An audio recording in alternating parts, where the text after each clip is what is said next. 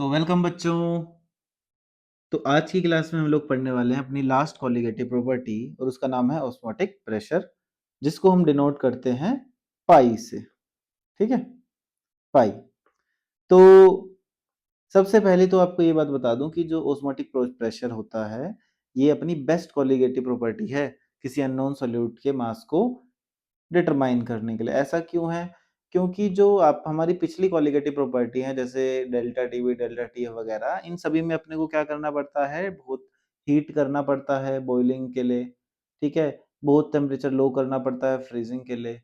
तो इतना high temperature इतना लो टेम्परेचर करने की वजह से ऐसा हो सकता है कई बार कि जो हमारा सॉल्यूट है ना वो डिग्रेड हो जाए। फॉर एग्जाम्पल मुझे एक प्रोटीन, अननोन कोई प्रोटीन है उसका मॉलिक्यूलर मास डिटरमाइन करना है ना। तो अगर तुम टेम्परेचर को बहुत ज़्यादा बढ़ा रहे हो या कम कर रहे हो तो हो सकता है कि वो प्रोटीन चेन ही ब्रेक हो जाए, तो जिसकी वजह से उसके मॉलिक्यूलर मास में क्या आ सकता है, एरर आ सकता है ना। तो ज़्यादा टेम्परेचर छेड़खानी करने की वजह से सॉल्यूट में एरर आ सकता है या सॉल्यूट के मास मेजरमेंट में एरर आ सकता है। इस वजह से ऑस्मोटिक प्रेशर को हम बेस्ट कोलिगेटिव प्रॉपर्टी कहते हैं, क्योंकि ये जो कोलिगेटिव प्रॉपर्टी है हम रूम टेम्परेचर पे भी मेजर कर सकते हैं। क्लियर है? तो अब सबसे पहले हम लोग पढ़ेंगे इस ऑस्मोटिक प्रेशर में ओस्मोसिस क्या होता है। ओस्मोसिस, देखो ओस्मोसिस क्या है, flow of solvent molecules, solvent के मॉलिक्यूल फ्लो करेंगे फ्रॉम फ्रॉम कहां से कहां, लोअर कंसंट्रेटेड सॉल्यूशन।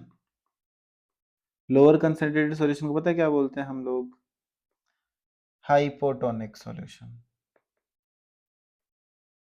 ठीक है, from lower concentrated solution to higher concentrated solution, concentrated solution.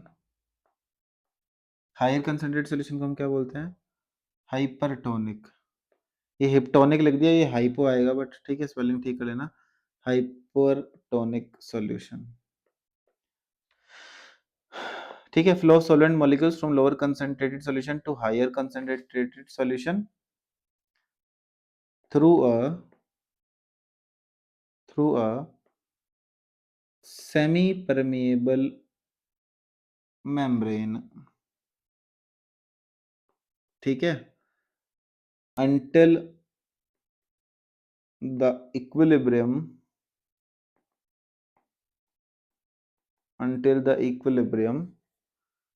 is established। अब मैंने देखो डेफिनेशन तो लिख दी, अब आपको ना बहुत सारे डाउट आ रहे होंगे इस डेफिनेशन में से। क्या डाउट आ रहे होंगे कि सर पहले तो मुझे ये बता दो कि सॉल्वेंट के मॉलिक्यूल्स जा क्यों रहे हैं, क्या जरूरत है उन्हें जाने की, हाइपोटोनिक से हाइपरटोनिक, पहला डाउट। दूसरा सर ये इक्विलिब्रियम का क्या मतलब है यहाँ पे, तीसरा डाउट। ये सेमी परमेबल मेम्ब्रेन क्या है, अगर जिसने पढ़ रखा है तो सेमी परमेबल का तो डाउट आएगा ही नहीं। ठीक है, तो इसको मैं एक्सप्लेन करता हूं ध्यान से।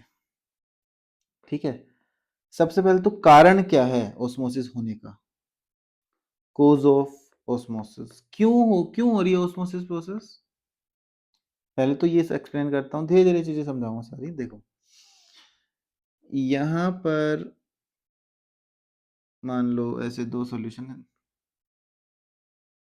ठीक है, ये बीच में सेमी परमेबल मेम्ब्रेन है, तो ये मैंने बना दिया पानी या लिक्विड हो गया, कोई भी सॉल्वेंट हो गया अपना।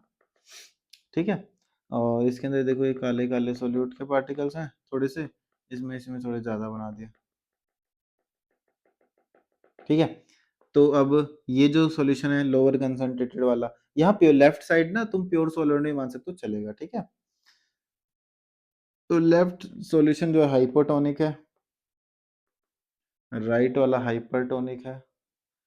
तो सबसे पहले तो मुझे आप लोग ये बता दो, पहले तो मैं एक्सप्लेन कर रहा हूँ ऑस्मोसिस हो क्यों रहा है, कि इन दोनों में से हाइपोटोनिक और हाइपरटोनिक सॉल्यूशन में से किस सॉल्यूशन की एंट्रोपी ज्यादा है, बताओ बताओ।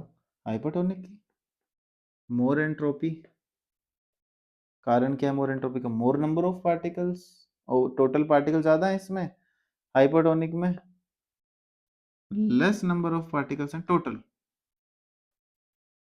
तो अगर मोर नंबर ऑफ पार्टिकल्स हैं तो मोर एंट्रोपी होगी, लेस नंबर ऑफ पार्टिकल्स हैं तो लेस एंट्रोपी होगी।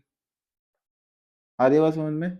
ठीक है, जितने ज्यादा पार्टिकल उतनी ज्यादा तो रैंडमनेस होगी। ओके, तो कोई भी चीज है जो इस यूनिवर्स में, वो किस तरफ जाती है जहाँ पे रैंडमनेस बढ़ती है, मोर रैंडमनेस की तरफ जाना चाहती है ना।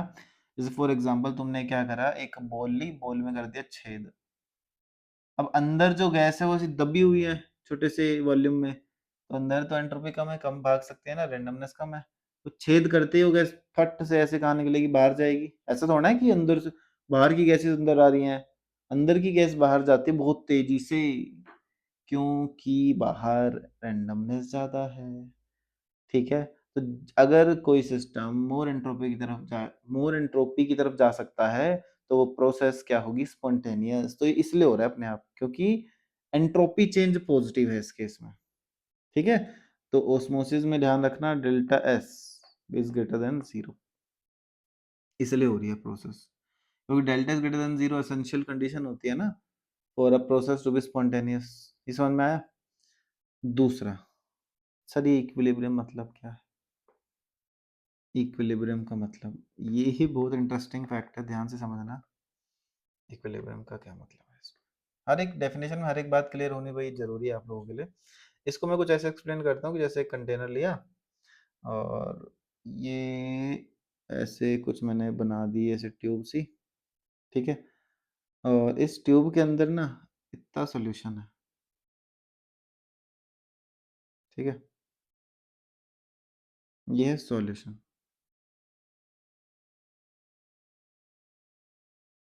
दिस इज सॉल्यूशन, और ये बाहर है सॉल्वेंट, प्योर सॉल्वेंट। तुम प्योर सॉल्वेंट सॉल्यूशन कह सकते हो, या फिर हाइपोटोनिक और हाइपोटोनिक सॉल्यूशन कह सकते हो, कैसे भी आप चाहो समझ लो। ठीक है, समझते जाना आप चीज़ें धीरे धीरे, मजा आएगा आपको इस टॉपिक में। हो सकता है ऐसी बातें आपको सीखने को मिले जो आपने सुनी ही ना हो कभी। ठीक है, अगर कुछ नया सीखने को मिलेगा तो कमेंट में जरूर बताना, सर हमने इसमें कुछ नया सीखा जो हमने पहले नहीं पढ़ा था, जहाँ पर भी आप लोग पढ़ते हो। ठीक है, अब ध्यान से समझना। अब यहाँ पर पहली बात तो ये जो बाउंड्री है ना, इस बाउंड्री को क्या बोलते हैं हम लोग? Semi permeable membrane. ठीक है, अब ये जो सेमी परमिएबल मेम्ब्रेन है क्या चीज? ये ना एक लेयर सी होती है, या फिर एक फिल्म सी होती है, और इस पे पता है क्या होते हैं, पोर्स होते हैं, पोर्स या होल्स होते हैं। और ये पोर्स पता किस हिसाब से है, कि इन पोर्स में से ओनली सोलवेंट पास हो सकता है, सोल्यूट पास नहीं हो सकता। कुछ इस तरीके से सेट करते हैं, जैसे तुम चाय छानने वाली छन्नी है ना, वो भी इस तरीके से सेट है कि पत्ती पास नहीं होगी, चाय पास हो जाएगी। तो वो भी एक हिसाब से सेमी परमेबल मेम्ब्रेन है। सेमी मतलब कुछ ही या स्पेसिफिक टाइप के पार्टिकल्स को ही वो परमिट देती है पास होने का। ठीक है, चलो अभी हम पढ़ेंगे कि सेमी परमेबल मेम्ब्रेन आगे नेचुरल सिंथेटिक, वो मैं आगे बताऊंगा, या जगह खत्म होगी नहीं तो मैं ये बता देता। अब देखो यहाँ पर क्या हो रहा है, कि ये जो बाहर से सॉल्यूट के पार्टिकल्स है ना, अंदर आ रहे हैं। ऐसा नहीं अंदर से बाहर नहीं जा रहे, अंदर से बाहर भी जाएंगे, अभी देखना तुम। अब ये बाहर से सॉल्यूट के पार्टिकल्स, सॉल्वेंट के पार्टिकल्स अंदर आ रहे हैं, बाहर से सॉल्वेंट के पार्टिकल्स अंदर आ रहे हैं, तो धीरे धीरे धीरे धीरे धीरे धीरे धीरे धीरे यहाँ पे अब क्या बढ़ने लग जाएगा, लेवल बढ़ने लग जाएगा ना सॉल्वेंट का। अब देखो पार्टिकल्स बाहर से अंदर आए, लेवल बढ़ा, तो अब ये जैसे मान लो थोड़ी सी एच हाइट था कि लेवल बढ़ा, अब ये ऊपर से लिक्विड प्रेशर भी तो लगाएगा नीचे, ऊपर से लिक्विड अब नीचे प्रेशर लगाएगा, तो अंदर से भी कुछ पार्टिकल्स बाहर जाएंगे। आ रही बात समझ में क्या हो रहा है? फिर से ओस्मोसिस तो हो गई, फिर बाहर से कुछ पार्टिकल फिर अंदर जाएंगे, फिर हाइट बढ़ रही है, फिर ऊपर से फिर प्रेशर लग रहा है, फिर बाहर से पार्टिकल अंदर जा रहे हैं, फिर हाइट बढ़ रही है, फिर ऊपर से प्रेशर नीचे लग रहा है। तो एक टाइम ना ऐसा आ जाएगा कि अब कि ये जो हाइट बढ़ती जा रही है ना, वो बढ़ती जा रही है ना, वो कांस्टेंट हो जाएगी। अब होगी हाइट मान लो कांस्टेंट। ठीक है, मतलब जितना वो अंदर आ सकता था ना, उतना अब आ चुका है। अब क्या हो रहा है समझते जाना ध्यान से। ये एच हाइट तक अपना लिक्विड राइज कर गया। अब क्या हो रहा है, इसके बाद अगर दोबारा कोई पार्टिकल अंदर आ रहा है, ये अंदर आया एक, ये ऊपर क्यों कितना सारा लिक्विड है, तुरंत प्रेशर लगाएगा और एक पार्टिकल को फिर बाहर भेज देगा। फिर अंदर आया, ऊपर वाला जो ये हाइट तक लिक्विड भर गया, ये फिर प्रेशर लगा रहा है, फिर बाहर भेज दिया, अंदर बाहर चलता जा रहा है। तो यहां पर क्या एस्टेब्लिश हो गया, एक इक्विलिब्रियम एस्टेब्लिश हो गया। आ रही है बात समझ में। तो इस ओस्मोसिस प्रेशर जो चल रही थी ना, बाहर से चीजें अंदर जा रही थी, अब उसको रोक कौन रहा है, उसको रोक रहा है ये जो लिक्विड है ना, ये जो लाल लाल मैं खींचा हूं, ये लिक्विड रोक रहा है इसको अंदर आने से। आ रही बात समझ में। तो अब ओस्मोसिस जो प्रोसेस थी वो रुक चुकी है, और इस एच हाइट की वजह से, इस एच हाइट पर जो लिक्विड है उसकी वजह से, ड्यू टू दिस लिक्विड, या फिर due to the pressure generated by this liquid, जो ओस्मोसिस है वो स्टॉप हो जाती है। ठीक है, हम बोल देते हैं स्टॉप हो जाती है क्योंकि अब हाइट नहीं बढ़ रही, बट बात वही है, समझ रहे हो ना तुम। एक सॉल्वेंट अंदर आ रहा है तो ऊपर से प्रेशर लग के फिर से एक सॉल्वेंट बाहर भी आ जा रहा है। ठीक है, अब ये जो ये एच हाइट तक जो लिक्विड बैठा हुआ है, ये जो प्रेशर लगा रहा है ना, इसको फिजिक्स की भाषा में तो पता है हम लोग क्या बोलते हैं, हाइड्रोस्टैटिक प्रेशर। Hydrostatic pressure. और केमिस्ट्री में हम लोग इसको क्या बोलते हैं, ऑस्मोटिक प्रेशर, पाई। ठीक है, अब ये जो हाइड्रोस्टैटिक प्रेशर है या पाई है, आगे समझाता हूं। ये जो पाई है, यहां पर जो पिछला मैंने हिसाब समझाया ना, वो किसके बराबर होगा, एच रो जी के बराबर, where this rho is density of liquid, जो ऊपर आ रहा है, g acceleration due to gravity, and h तो आपको पता ही है। क्लियर है बात, है ना। अब अब थोड़ा सा और डिफरेंट तरीके से भी समझा देता हूँ आपको, और डिफरेंट तरीके से भी। अब जैसे जो एनसीईआरटी में है, ये भी एनसीईआरटी में है, जो मैंने अभी लास्ट में आपको बताया, सब एनसीईआरटी में लिखी हुई है बात है। ठीक है, अच्छा हाँ, पहले तो सेमी परमेबल मेम्ब्रेन समझाना ना। तो देखो जो एसपीएम होती है ना, ये नेचुरली भी होती है, नेचुरल मतलब प्लांट या एनिमल बेस्ड भी होती है, और ये सिंथेटिक भी होती है। Synthetic that means man made कह सकते हो। ठीक है, अब ये जो नेचुरल है, इसके एग्जांपल जैसे पिग्स ब्लैडर। ठीक है, पिग्स ब्लैडर हो गया। अब सिंथेटिक के एग्जांपल हो गया, जैसे पिग्स ब्लैडर के अलावा एक और शायद पार्चमेंट भी नेचुरल में आता है। ठीक है, अब सिंथेटिक में आ गया जैसे सेलोफेन, और थोड़ा इंपॉर्टेंट जो है वो है कॉपर फेरोसाइनाइड, CU2FeCN6। ठीक है,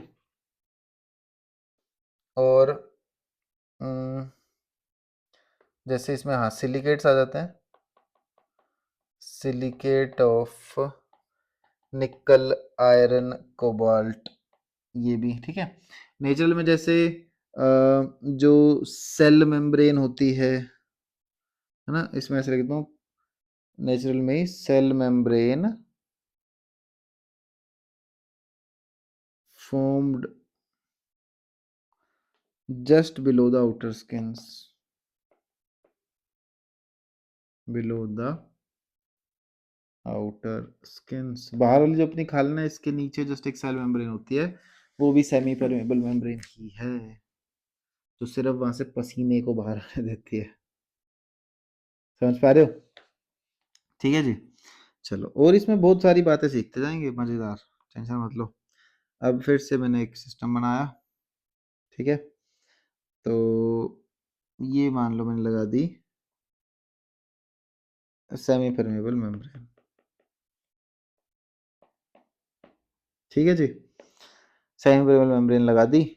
तो लेफ्ट साइड तुम सोलवेंट मान लो, सोलवेंट मान लो, हाइपोटोनिक मान लो सॉल्यूशन, राइट साइड मैंने बना दिया सॉल्यूशन। तो एक काम करता हूँ मैं, पता है, मैं ना यहाँ पे सॉल्यूशन ही लिख देता हूँ, खत्म, टंटा ही दूर हो जाएगा।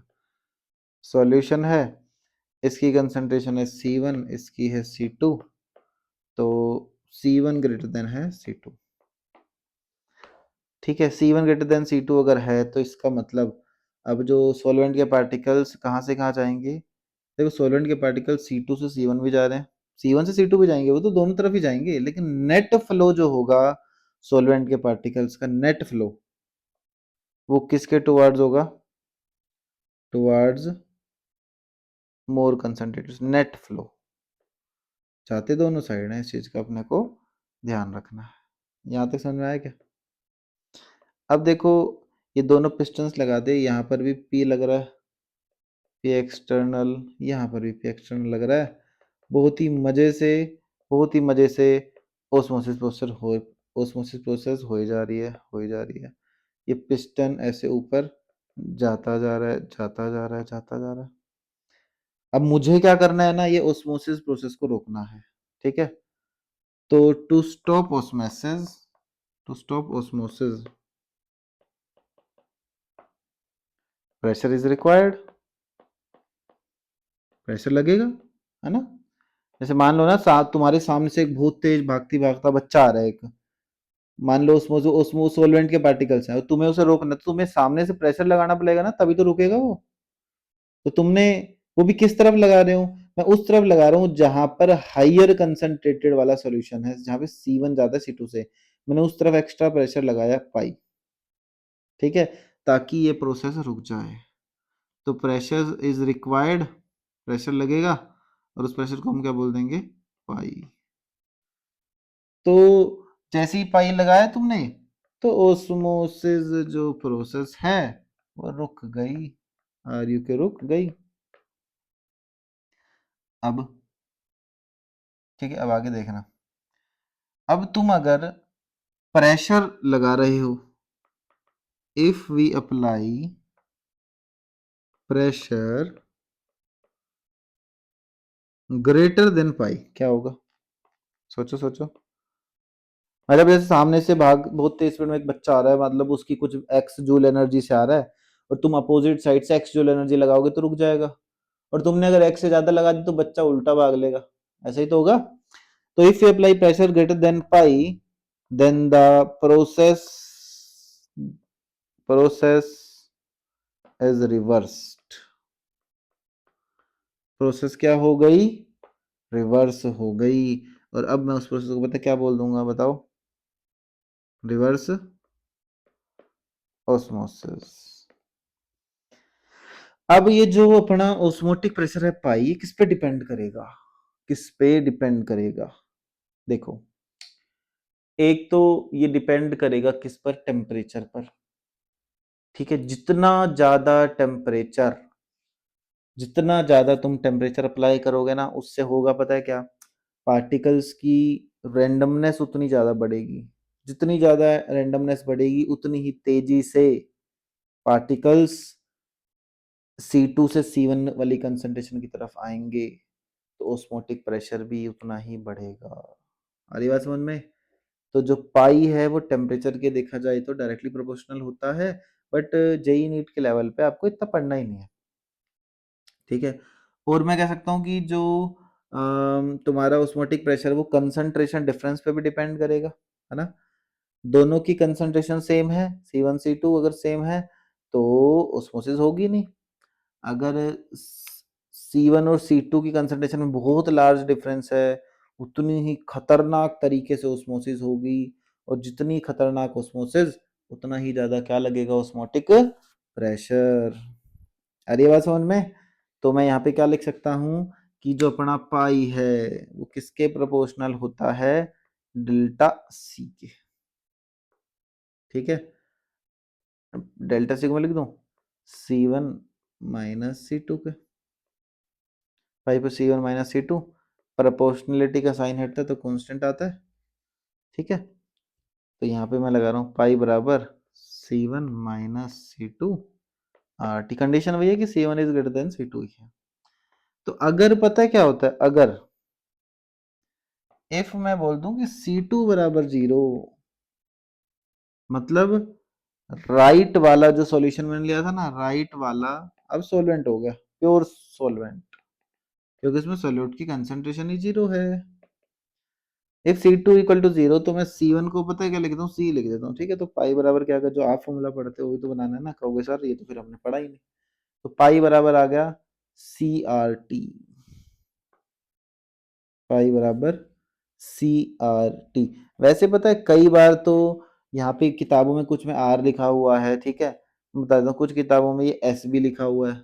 तो S मतलब आइडियल सॉल्यूशन कांस्टेंट, वैल्यू वही रहेगी इसकी 0.082, जो यूनिवर्सल गैस कांस्टेंट वाली थी ना, वही सारी की सारी इसमें वैल्यूज रहेंगी।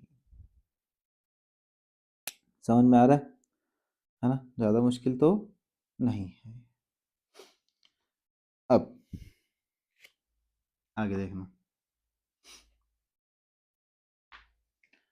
तो यहाँ तक समझ में आ गया।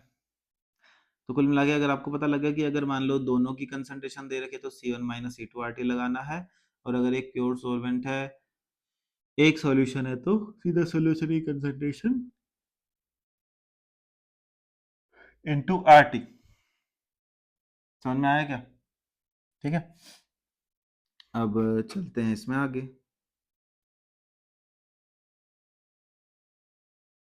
आगे चलते हैं, ध्यान से समझना। और भी चीजें हैं इसमें, जैसे मान लो for more than one solute,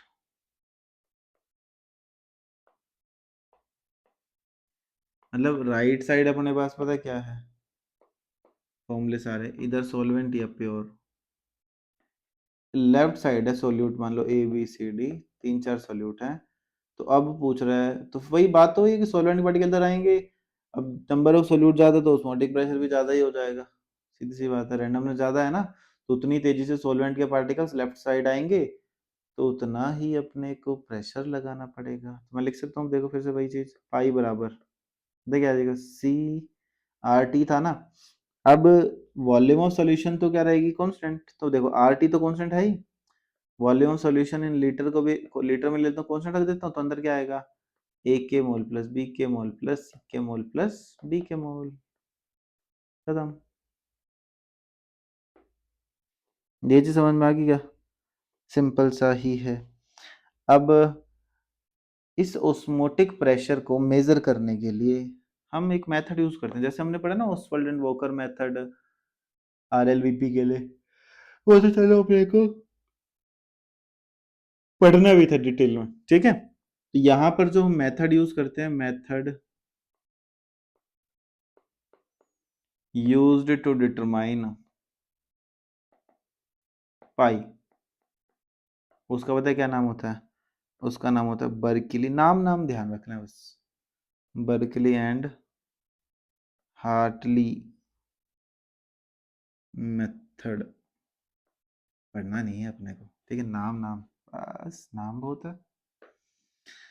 समझ में आ गया, ठीक है। ये कुछ बातें,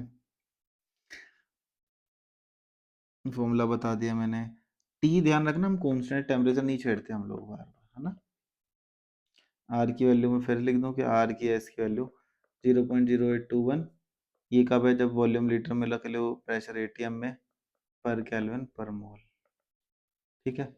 और भी वैल्यूज हैं वही, 0.083 लीटर बार पर केल्विन पर मोल, 0.0821 ATM डेसीमीटर क्यूब पर केल्विन पर मोल, बहुत सारी वैल्यूज है ना, हो जाएगा। अबे ये क्या हो गया,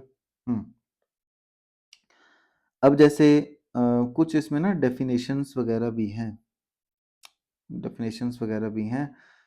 तो हाँ, और इसमें ना डेफिनेशन के अलावा ध्यान रखना कि एक ना, जैसे आइडियल गैस इक्वेशन होती है ना, PV बराबर nRT, तो बिल्कुल इससे रिजेंबल करती है ये, पाई बराबर CRT, resemblance to ideal gas equation. Okay, तो अब इसमें जैसे कुछ ना डेफिनेशंस आ जाती हैं,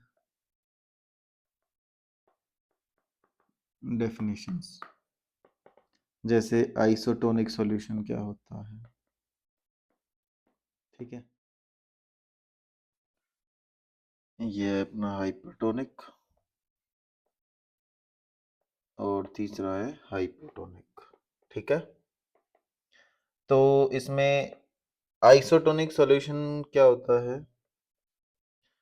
solutions having same value of osmotic pressure, वो सॉल्यूशन जिनका ऑस्मोटिक प्रेशर ही सेम है, तो आइसोटोनिक सॉल्यूशन। अब हाइपरटोनिक और हाइपोटोनिक सॉल्यूशंस क्या होते हैं? मतलब हाइपरटोनिक वो है कंपैरेटिवली वो सॉल्यूशन जिसका ऑस्मोटिक प्रेशर क्या है, ज्यादा है। ठीक है, तो इसका कंपैरेटिव है ये, जो पाई है इसका क्या होगा, ज्यादा, इसका ऑस्मोटिक प्रेशर होगा कम। या फिर ये कह लो इसका पाई ज्यादा, तो मतलब इसकी कॉन्सेंट्रेशन ज्यादा कॉन्सेंट्रेटेड सॉल्यूशन है, ये कंपैरेटिवली लेस कॉन्सेंट्रेटेड सॉल्यूशन है। समझ में आ गया क्या, है ना, ये कुछ बातें। इसके अलावा इसके अलावा अ, इसमें ना एक फॉर्मूला होता है, वो बहुत जगह काम आता है। कई बार के पूछता है कि हमने ना दो सॉल्यूशंस को मिक्स कर दिया, तो बताओ रिजल्टेंट सॉल्यूशन का ऑस्मोटिक प्रेशर क्या आएगा। Resultant osmotic pressure on mixing of solutions. Simple सा है भाई, कुछ ज्यादा खतरनाक नहीं है। देखो जैसे आप जानते हो ना कि जो पाई है वो डायरेक्टली प्रोपोर्शनल टू कंसंट्रेशन, या फिर आप मोलैरिटी लिख सकते हो, है ना। तो अब रिजल्टेंट मोलैरिटी का फॉर्मूला क्या लिखते थे ऑन मिक्सिंग, तो M1V1 plus M2V2 up to so on upon V1 plus V2 up to so on. Same यहाँ पर भी अपने को क्या करना है, मोलैरिटी, जैसे ऐसे ही पाई रिजल्टेंट का फॉर्मूला आ जाएगा, पता है क्या, pi one V1 plus pi two V2 up to so on upon V1 plus V2 plus V3 up to so on. समझ गए क्या, ना आसान सी कुछ बातें हैं ये। तो इस टॉपिक से रिलेटेड जितना कुछ भी था वो मैं आप लोगों को बता चुका हूँ। ठीक है, अब ना मैं कुछ एनसीईआरटी से चीजें बताने वाला हूँ जो काम की है और आप लोगों को पढ़नी है। जस्ट अ मिनट, मैं एनसीईआरटी ओपन कर लूँ। ठीक है, 1 मिनट का समय चाहिए बस अपने को, ये तो नहीं है।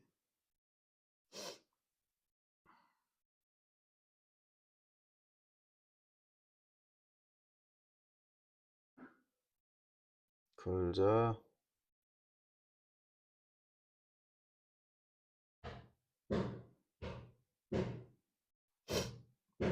नेट भी स्लो चल रहा है। हाँ, ये देखो, एनसीईआरटी से मैं स्टार्टिंग से बता दूंगा एक बार क्या क्या कुछ चीजें जो है, जो मैंने नहीं लिखवाई है बट आपसे पूछ सकता है। ठीक है, यहाँ तो कुछ नहीं है। ये आता है एक बहुत इम्पोर्टेंट, 35%, दिख रहा है, थोड़ा जूम कर दूं, इसमें पेन नहीं चलेगा। 35% दिख रहा है, solution of ethylene glycol and antifreeze, it is used in cars for cooling the engine. लो, अगर नहीं दिख रहा तो अब दिखेगा, सबसे ऊपर ही देखना बस वहाँ। 4 एग्जाम्पल से लेकर ये 255.4 केल्विन। ठीक है, ये तुम्हें पढ़ना है, इसमें तो सबसे ज्यादा इम्पोर्टेंट। इसके अलावा ये भी पढ़ सकते हो कि जो सी वाटर होता है उसमें कितना ग्राम ऑक्सीजन डिजोल्व होती है। ठीक है, इसके अलावा अब सीधा आगे चलते हैं। ये सब कुछ बाकी सब चीजें तो मैंने करवा ही दी हैं तुम लोगों को। ठीक है, अब चलते हैं आगे। हाँ, और एक ये चीज भी नहीं पढ़ाई है वैसे मैंने, मतलब कुछ है भी नहीं, फर्जी चीज है, दिखा देता हूँ। Just a minute. ये Raoult's law as a special case of Henry's law. इसमें सिंपल वही है कि जैसे हेनरीज लॉ होता है पी बराबर के एच एक्स, राउट्स लॉ होता है पी बराबर पी नॉट इंटू एक्स। तो कहता है कि अगर हम दोनों को कंपेयर करेंगे तो सब कुछ सेम है, बस ये है कि पार्शियल प्रेशर जो होता है ना पी नॉट, उसको किससे रिप्लेस कर रखा है, के एच से रिप्लेस कर रखा है ना हेनरीज लॉ। ठीक है, ये राउट्स लॉ वाला केस पढ़ लेना, इजीली समझ में आ जाएगा, करवाया नहीं है मैंने। इसके बाद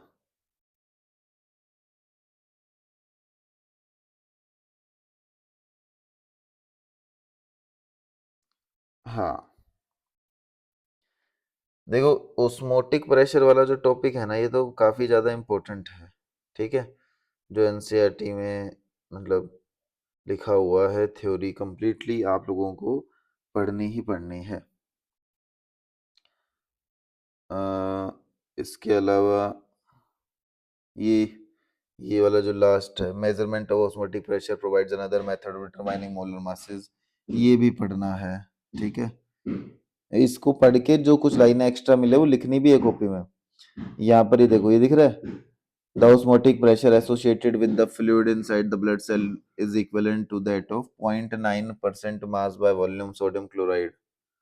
तो जैसा होता है ना कि जब हम बीमार होते हैं तो कई बार सेलाइन वाटर चढ़ता है, तुम देखा होगा NaCl का सॉल्यूशन। तो वो ऐसा नहीं कि किसी भी कॉन्सेंट्रेशन का सॉल्यूशन हमें चढ़ा देंगे, तो वो कितना चाहिए, पॉइंट जो हमारे ब्लड के अंदर हम ब्लड सेल के अंदर फ्लूइड होता है ना, वो 0.9% mass by volume sodium chloride की कंसंट्रेशन के बराबर होता है। ठीक है, तो हमें जो बाहर से सलाइन वाटर चलाना है, चढ़ाना है, उसकी कंसंट्रेशन इतनी ही होनी चाहिए। ठीक है, क्योंकि अगर हमने इस कंसंट्रेशन से ज्यादा का सॉल्यूशन डाल दिया ना, तो ब्लड सेल के अंदर का लिक्विड बाहर आ जाएगा ड्यू टू ऑस्मोसिस, और अगर हमने इससे कम का डाल दिया तो ये लिक्विड ब्लड सेल के अंदर चले जाएगा, तब भी दिक्कत है। ठीक है, इस चीज का आप लोगों को ध्यान रखना है। बाकी ये तो सब कुछ पढ़ो अच्छे से, बहुत अच्छे से पढ़ना है अपने को। ठीक है, थ्योरेटिकल पार्ट जितना हो सके पढ़ लेना। अब जैसे मेम्ब्रेन लिखी हुई है ना, workable porous membrane is from cellulose acetate, ये सारी बातें, ये मतलब इतना थ्योरी नहीं लिखवा सकते यार हम लोग लेक्चर्स में, आप लोगों को अच्छे से पढ़ना। ठीक है, रिवर्स ऑस्मोसिस वाला सीन बता, प्रोसेस क्या होती है मैं समझा चुका हूँ कि अगर तुम ऑस्मोटिक प्रेशर से ज्यादा प्रेशर अप्लाई कर दोगे तो प्रोसेस रिवर्स हो जाएगी, मतलब कंसंट्रेटेड सॉल्यूशन में से सॉल्वेंट के पार्टिकल लेस कंसंट्रेटेड सॉल्यूशन की तरफ जाएंगे या फिर सॉल्वेंट की तरफ जाएंगे। ठीक है, चलो अब नेक्स्ट क्लास में देखो मैं वन टू फैक्टर को एक्सप्लेन कर दूंगा, और उसके बाद मैं फिर न्यू चैप्टर आपका स्टार्ट कर दूंगा। ठीक है, जो मिलते हैं बच्चों नेक्स्ट क्लास में।